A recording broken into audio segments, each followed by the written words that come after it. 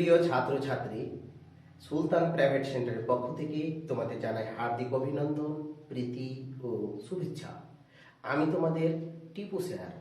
আজকে ইংরেজির একটি বিশেষ রাইটিং স্কিল রিপোর্ট রাইটিং নিয়ে উপস্থিত হয়েছি। বাবু, তোমরা জানো রিপোর্ট রাইটিং প্রধানত দুই ধরনের হয়, একটা অ্যাক্সিডেন্টাল রিপোর্ট রাইটিং এবং একটা হলো ইনসিডেন্টাল রিপোর্ট রাইটিং। দেখো, কোনো দুর্ঘটনা, যেমন ধরো bus accident, train accident, aeroplane accident, কোথাও অগ্নিকাণ্ড কিংবা চুরি ডাকাতি খুন মার্ডার, এক কথায় দুর্ঘটনা যেটা ঘটার ছিল না, সেরকম রিপোর্টগুলোকে বলা হয় অ্যাক্সিডেন্টাল রিপোর্ট বাবু।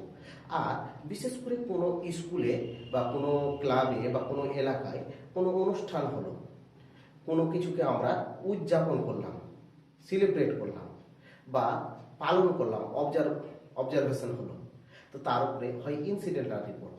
তো ক্লাস 12-এ, বিশেষ করে আমি 12-এ জোর দিয়ে বলতে চাইছি, ক্লাস 12-এ তোমাদের যে রিপোর্ট রাইটিংটা রয়েছে বাবু, সেটা অ্যাক্সিডেন্টাল রিপোর্ট নয়, সেটা আছে ইনসিডেন্টাল রিপোর্ট।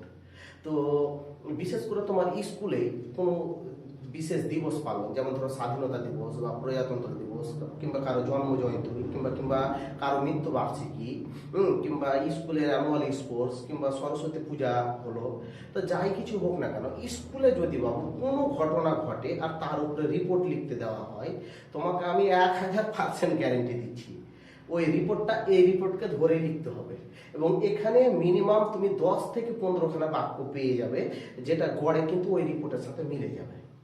তো আমি বলি কি, যে এত চিন্তা না করে, এত রিপোর্ট প্র্যাকটিস না করে, এই ফর্মুলাটা যদি পরীক্ষা দিতে যাওয়ার আগে একবার পড়ে নাও, ভালো করে লিখে নাও, জেনে নাও, মুখস্থ করে নাও, তাহলে আমি তো তোমাকে গ্যারেন্টি সহকারে বলছি তোমার রিপোর্ট নিয়ে টেনশন হবে না। এক কথায় উচ্চ মাধ্যমিকের ক্লাস 12-এর ইংরেজি রাইটিং স্কেলে যে 10 মার্ক আছে, হয় লেটার রাইটিং আছে, না হয় রিপোর্ট রাইটিং, না হয় প্রেসি। তো আমি বলি রিপোর্ট একটা করতে হবে যে কোনো, তো আমি বলি এই রিপোর্ট রাইটিংয়ের এই ফরম্যাটটা তুমি নিয়ে যাও, পড়ে যাও ভালো করে, 100% দেখবে যে তুমি লিখতে পারছো। তাহলে আর দেরি নয়। আর ক্লাস 10 কার একটা কথা বলবো, প্লিজ বোঝার চেষ্টা করো, তোমাদেরও ক্লাস 10-এ অনেক সময় ইনসিডেন্টাল রিপোর্ট দিয়ে দেয়, অ্যাক্সিডেন্টাল রিপোর্টের বদলে ইনসিডেন্টাল রিপোর্ট রাইটিং দিয়ে দেয়, তখন এই ফরম্যাটটাই। তো এই রিপোর্টটা শুরু করার আগে আর দু একটা কথা বলবো, শুনো প্লিজ।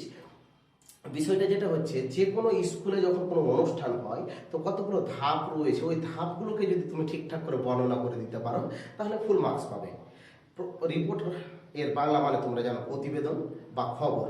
প্রতিবেদন, আর এটাকে খবর আকারে উপস্থাপন করা হয়। প্রতিবেদন লেখার সময় বাবু, রিপোর্ট লেখার সময় বেশ কিছুগুলো পয়েন্ট আমরা মনে রাখি বলে সবগুলো রিপোর্ট লিখতে পারি। যেমন ধরো, কি ঘটেছিল সেটার উপর লিখবো, কোথায় ঘটেছে ওটার উপর কিছু বাক্য, কখন ঘটেছে, কিভাবে ঘটলো, আচ্ছা লোকজনের উপস্থিতি কেমন ছিল, শেষ পরিণতিটুকু কি হয়েছিল, ওভারঅল তোমার মতামত কি। এই 5টা টপিকসের উপরে যদি তুমি বাক্য লিখো বাবু, 2-3টা করে বাক্য লিখো, তাহলে 10টা বাক্য হয়ে যাবে। এবং হাতের মাথায় 10 মার্ক, হাতের মুঠোতে ওটা তুমি তুলে নাও, লিখে একেবারে তুলে নাও। তো চলো শুরু করি। আর এই রিপোর্টটা ক্লাস 9, 10, 11, 12 সবার জন্য প্রয়োজনীয়। সবারই কাজে লাগবে, কোনো না কোনোভাবে কাজে লাগবে। অতএব চলো শুরু করি। তো দেখো, বলছি, দেখো, বিশেষ করে বাবু রিপোর্ট রাইটিং এর সময় কিনা যে কোশ্চিনটা পড়েছে, সেই কোশ্চিনটার উপরে নির্ভর করে আমাদেরকে একটা হেডিং বা শিরোনাম বানাতে হবে। তো যেমন ধরো বিভিন্ন ইম্পর্টেন্ট রিপোর্ট রয়েছে, তো সেই রিপোর্টগুলোর কয়েকটা কথা বলি, যেটা কিভাবে হেডিং বানানো হয় সেটার আইডিয়াও তোমার ক্লিয়ার হয়ে যাবে, আর হেডিং কি জিনিস সেটাও বুঝতে পারবে। সাপোজ ধরো বিশ্ব পরিবেশ দিবস পালন হয়েছে, তো 5ই জুন তোমার বিদ্যালয়ে, তো সেটা রিপোর্ট করেছে, তাহলে তুমি হেডিংটা কি করবে, world environment day observe in school. কিংবা ধরো প্লাস্টিক ব্যাগ ব্যবহার করা নিষেধ, তাহলে প্রহিবিশন অন প্লাস্টিক ব্যাগ। কিংবা যেমন ধরো তোমার স্কুলে ফুটবল খেলা হয়েছে, তাহলে ইন্টার স্কুল ফুটবল ফাইনাল, এটাই হেডিং। কিংবা যেমন ধরো তোমার ওয়ার্ল্ড যোগা ডে, বাবা রামদেবের যে ওয়ার্ল্ড যোগা ডে, বিশ্ব ব্যায়াম দিবস, সেটা। কিংবা যেমন ধরো এক্সিবিশন হয়েছে, তোমার স্কুলে প্রদর্শনী হয়েছে on the occasion of Saraswati Puja. কিংবা যেমন ধরো তোমার ইনসিডেন্টাল রিপোর্টগুলোর মধ্যে আরো রয়েছে, তোমাকে দিচ্ছি। তোমার স্কুলের যে শিক্ষক মশাই রয়েছিলেন, তিনি ধরো যে ফেয়ারওয়েল নিয়ে গেছেন, তাহলে ফেয়ারওয়েল সিরিমনি কিংবা prize giving ceremony. Prize giving ceremony খুব ইম্পর্টেন্ট কিন্তু এটা, হ্যাঁ, প্রাইজ গিভিং সিরিমনি কিংবা অ্যানুয়াল স্পোর্টস, হ্যাঁ, বা অবজারভেশন অফ টিচার্স ডে, শিক্ষক দিবস পালন, বুঝতে পারলে, অবজারভেশন অফ টিচার্স ডে, এভাবে হেডিং দিতে হবে, হ্যাঁ, কিংবা সেলিব্রেশন অফ ইন্ডিপেন্ডেন্স ডে, স্বাধীনতা দিবস পালন, হ্যাঁ, কিংবা ক্লিনিং ড্রাইভ ইমিডিয়েট ভেসিনিটি।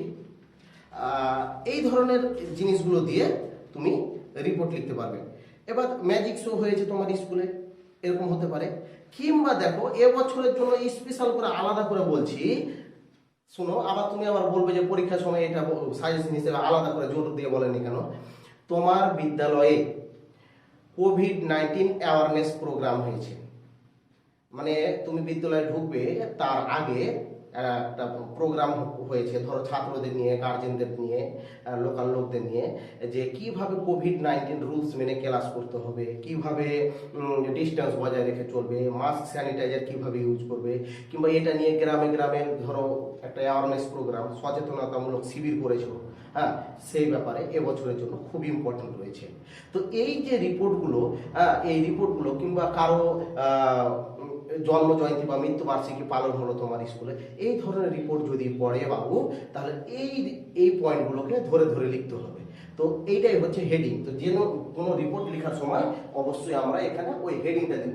হেডিংটা ক্যাপিটাল লেটারে দিব, দেওয়ার পরে বক্সে ভরবো এবং ঠিক তার মধ্যভাগে একটা ড্যাশ দিয়ে তারপর রিপোর্টেড বাই, এবার তোমার নাম লিখবে, এখানে আমি টিপু সুলতান আমার নাম লিখেছি, এখানে তোমার নাম লিখবে, কিংবা বাই এ স্টাফ রিপোর্টার লিখে, হ্যাঁ, বাই এ স্টাফ রিপোর্টার লিখে। এবার দেখো লিখার পরে এবার শুরু হচ্ছে রিপোর্টটা লিখার প্রধান জায়গা। আচ্ছা, যেখান থেকে তুমি রিপোর্ট লিখছো, কথাটা বুঝিও, যেখান থেকে তুমি রিপোর্টটা লিখছো সেই জায়গা, ছোট জায়গাটার নাম তুমি দিবে। তো যেমন ধরো আমি লিখছি রায়াপুর থেকে, তাহলে রায়াপুর, মালদা। এবার ধরো এই ডেটটা নিয়ে একটুখানি কথা বলবো বাবু। এই যে ডেটটা আমি একটা দিয়েছি, বেশ কিছু ঘটনা রয়েছে। রিপোর্ট তো যেদিন ঘটনা ঘটে তার পরের দিন লেখা হয়, তো এখানে তুমি এই যেদিন রিপোর্টটা লিখছো সেই দিনকার ডেট, কিন্তু কিছু ঘটনা রয়েছে যদি ওগুলো পড়ে যায়, যেমন ধরো স্বাধীনতা দিবস পালন হয়েছে, তাহলে অবশ্যই তোমাকে 16 আগস্ট রিপোর্টের ডেট দিতে হবে। যেমন ধরো 26শে জানুয়ারি প্রজাতন্ত্র দিবস পড়েছে, তাহলে অবশ্যই তোমার রিপোর্টের ডেটটা 27শে জানুয়ারি হবে। কিংবা ধরো নেতাজি সুভাষচন্দ্র বসুর জন্ম জয়ন্তী, তাহলে 23শে জানুয়ারি, তাহলে তোমাকে 24শে জানুয়ারি দিতে হবে। এরকম কিছু ডেট আছে বাবু, খুব সাবধান। আর কিছু ডেট রয়েছে, যেমন ধরো স্কুলে ব্লাড ডোনেশন ক্যাম্প হয়েছে, এটার উপরে তুমি একটা রিপোর্ট লিখছো, বুঝতে পেরেছো? কিংবা ক্যান্সার অ্যাওয়ারনেস প্রোগ্রাম হয়েছে, এটার উপরে তুমি একটা রিপোর্ট লিখছো। তো তখন ওগুলো ডেট যে কোনো ডেট হতে পারে। তো ধরো এখানে একটা আমি ডেট দিয়েছি 03/04/2022। এবার যে কোনো রিপোর্ট শুরু করবে, প্রথম বাক্যটা প্রথমে কি দিয়ে শুরু করবো, এটা তোমাদের ক্ষেত্রে একটু হেডেক হয় যে কি কথাটা দিয়ে যে শুরু করবো ভেবে পাই না। তুমি এতে এই সহজ বাক্যটা দিয়ে শুরু করো। দেখো, ইয়েস্টারডে মানে গতকাল, ওয়াজ মানে ছিল, এ ভেরি ফেমাস ডে, একটা বিখ্যাত দিন। আরে যে কোনো দিনকে এভাবে উপস্থাপন করা যায়, লেখা যায়। তোমরা ভয় পাচ্ছ তাই, তোমাকে কেউ তোমার সিরের দিক দিয়ে দেয়নি যে তোমার বাক্য ভুল হলে বা একটু এদিক সেদিক হলে তোমার নাম্বার কাটা যাবে। দেখো, নেগেটিভ মার্কিং নেই, কিন্তু চেষ্টা করবো।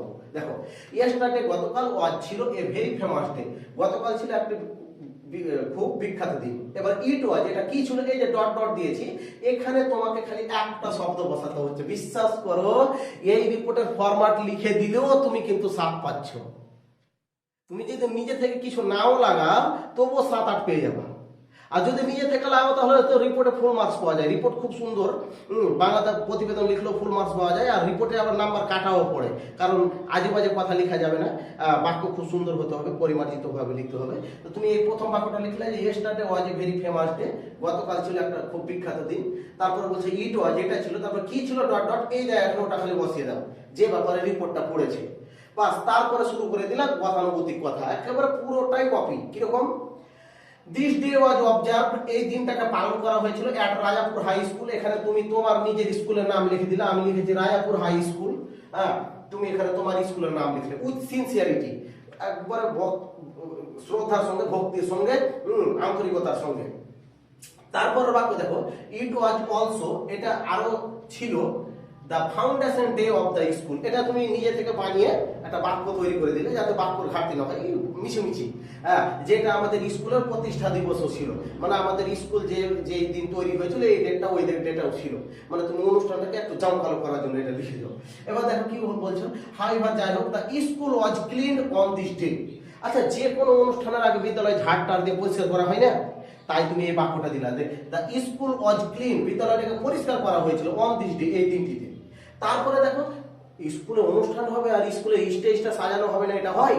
তাই ওই বাক্যটা লিখছো, the stage was decorated. The stage was decorated, passive ভয়েসে লেখা হয়েছে, দেখো দ্য স্টেজ ওয়াজ ডেকোরেটেড, মঞ্চটাকে সাজানো হয়েছিল উইথ চেয়ার দিয়ে, টেবিল দিয়ে, ফ্লাওয়ার্স ফুল দিয়ে, বেলুন দিয়ে এটসেট্রা ইত্যাদি। ফ্ল্যাগ ছিল, ফেস্টুন ছিল, হোর্ডিং ছিল, আর কত কি ছিল দিলাম না, ছবি টবি থাকে স্টেজের মাঝে, অনেক কিছু লেখা যেতে পারে। তারপরে দেখো দা এইচএম মানে হেডমাস্টার।